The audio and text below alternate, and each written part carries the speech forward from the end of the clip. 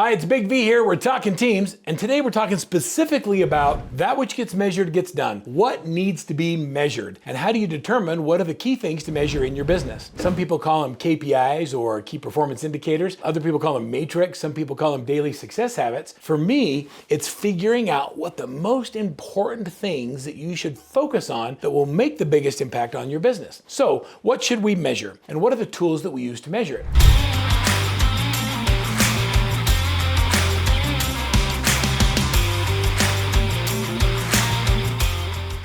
At Workman Success, one of the first things we use is we use a program called Daily Success Habits. We measure the points that you get every day focusing on dollar productive activities. Another matrix we use is called Workbench. And inside of Workbench, we look at all of your calls, all of your dials, all of your conversations. We look at the number of calls it takes to have a conversation, how many conversations it takes to get an appointment, how many appointments it takes to get a buyer or a listing agreement signed, and then how many contracts signed until you get one under contract. Now I want you to think about all those matrix. How many dials it takes to get a conversation just might be the most important number, or it might be the number of conversations you focus on. And if you need 4 conversations a day to get one appointment, you need 1 appointment a day, then it doesn't matter how many dials it takes. It means that you've tracked the right thing. It's so important that you understand the critical matrix in your business and you're tracking the right things. Workbench is a great tool. Daily Success Habits is a great tool. Another great tool we use is a program called SISU. SISU is one of the great friends of Workman Success Systems who's taken tracking and dashboards to a whole different stratosphere. All of our private clients are given a SISU account that allows them to see with transparency whether or not the activities they're focused on will give them the result that they need. It makes it easier for huddles, and it makes it so you just can't hide anymore. It's either you're doing the activities or you're not doing the activities. As a coach,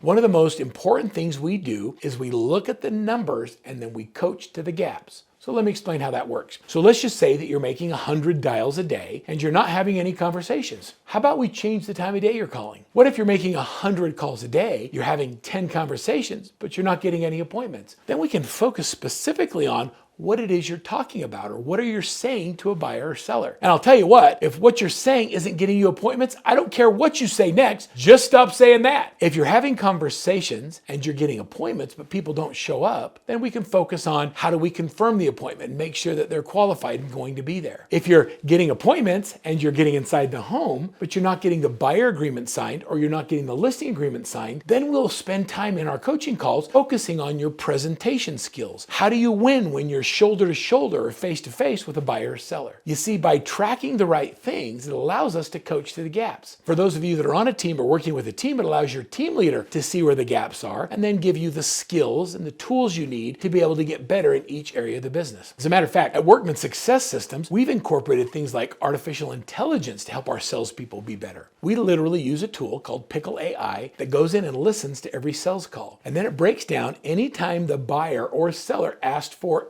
did something like a closing question, or they gave you a buying signal. And then we track, what did the salesperson say, and was it saying the right thing? Did they pick up on the verbal and nonverbal cues? Are they asking the right closing questions? When an objection comes up, do they answer it with a Workman-approved script? Artificial intelligence helps us track and respond and coach to the gaps. There's so many amazing tools and systems and processes that are designed just for helping you understand what to do to measure performance. I'll tell you, in the market that we're in today, we have moved from a action-based market to a skills-based market. And let me tell you what that means from a just clarity perspective. So in the past, if you could fog a mirror, you could sell a house. If you've been in real estate since 2010, you don't even know what it's like to be in a balanced market. So here we are in 2023, 13 years agents have been in the business, and if they could show up and they did the right activities, business would come to them. Doing open houses, opening your mouth, if you showed up, you did okay. If you haven't done well in the last 13 years in real estate, then you probably need a different coach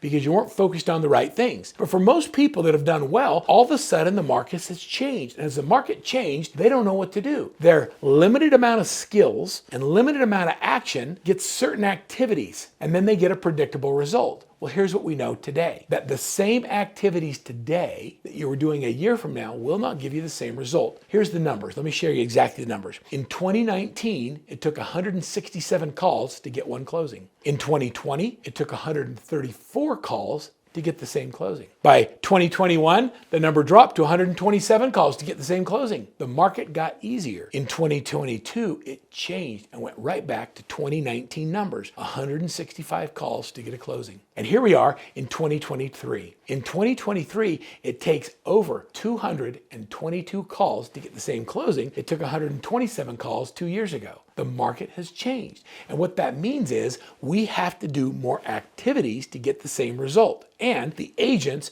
that really have a higher amount of skill can get the predictable result with the least amount of effort. Does that make sense? What happens when you don't have the skills and you don't have the effective plan, you have this, I call it the activity gap, where you don't know what to focus on. Most agents will focus on things, well, I call it fake work. It's the pretending of being busy, but you're not actually doing anything that moves you closer to your goals. So in order to change the gap, we track everything, and then we focus on closing the activity gap with activities that give us proven results. Conversations, appointments set, appointments met, contracts signed, and closings. Most people, it's interesting, track the gross closed income or the number of sales they do. That's stuff that is in the rears. It's stuff that happened in the past. It doesn't do anything to help you with your closings today. And so as we talk about how to really focus and close the right things, what I'd love you to do is I would love you to watch the SISU demo on what it is they track and how they track it, and look at how you can incorporate a new level of matrix in your business. Matter of fact, I'm going to give you a link right below here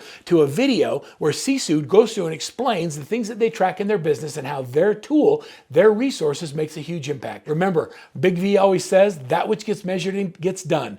Let's make sure we're measuring the right things and doing the right things that will move the needle to predictable greatness.